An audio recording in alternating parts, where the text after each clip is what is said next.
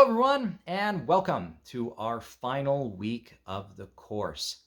I hope your study is going well, both for the final exam for this course and the final exams and projects for any other courses you're taking this semester.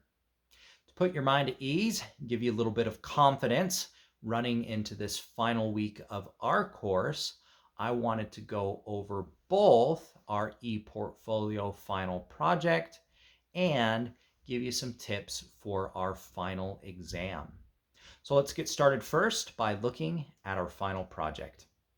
Our final project will consist of you studying a publicly traded company and relating 5 very important microeconomic principles that we've been studying throughout the semester.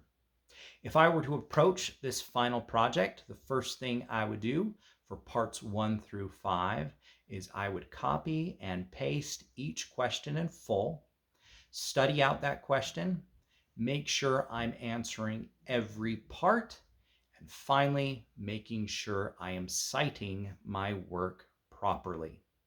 Let me give you an example by taking a look at part 1 of 5 of our final project. It reads, choose a publicly traded company and write a company profile in regard to it. The profile should include a brief company history, where they operate, what good or service they produce, and what the market cap of the company is. Include one credible source where you gathered this information. So you can see part 1 of our final project consists of 4 questions. I'd make sure I was answering each one of those 4 questions. I was citing my work properly. And if I do so on parts 1 through 5, I can with confidence know I will get 100% on my final project. The other part of our final week of this course will be our final exam. The final exam will be taken just like your unit exams in Pearson My Econ Lab, but it comes with 2 important differences. The first is our final exam is a timed exam. The final exam will consist of 50 multiple choice questions and will be timed to 3 hours. This should give you more than enough time to read the question, reread the question, go through 4 multiple choices that you'll have to choose from, and choose your best answer and move on. It is not enough time for you to go and reference the internet, reference your book, and reference your notes to try to find that answer. So make sure you're aware of your time and you're using it wisely. The second part that's a little bit different with our final exam is the questions are not coming from the Pearson Test Bank. They are written by me. And when I write a question, I write a question to ensure that you know and have mastered the knowledge behind that question.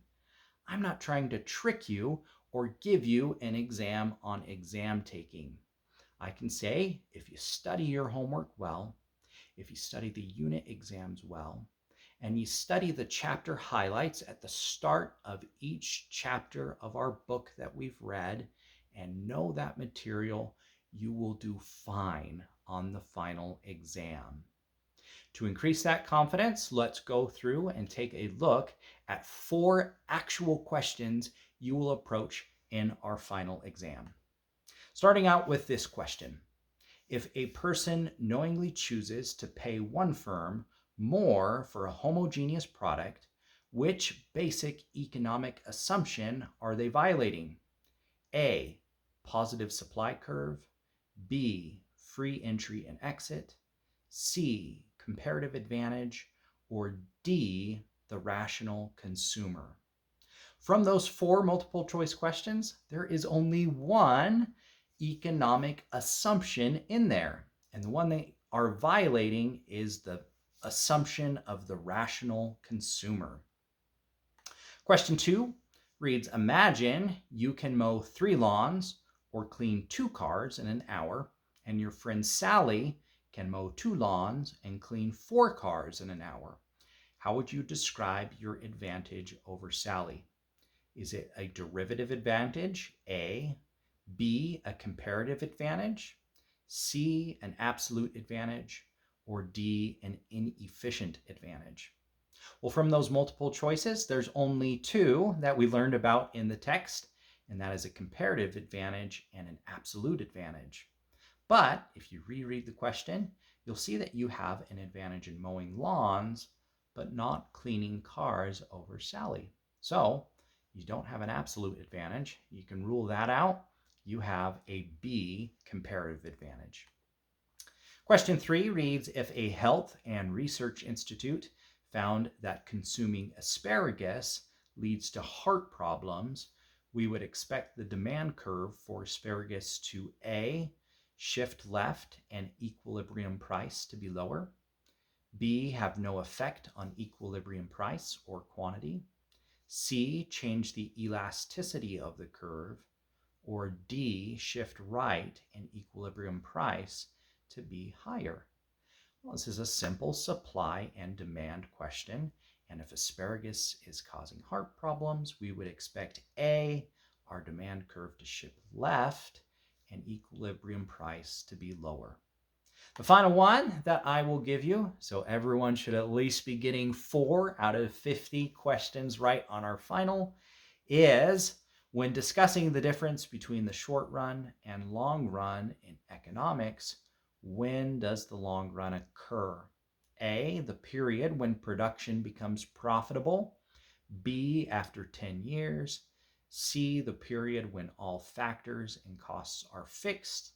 And D, the period when all factors and costs are variable. Well, if you remember back to our cost curves, in the long run, all costs are variable. So the correct answer is D.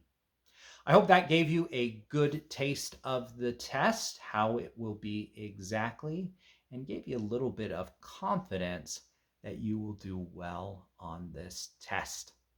As always, if you have any questions or concerns in regard to our final project or about our final exam, please reach out to me. If not, I wish you the best of luck, and we will talk soon. Thanks.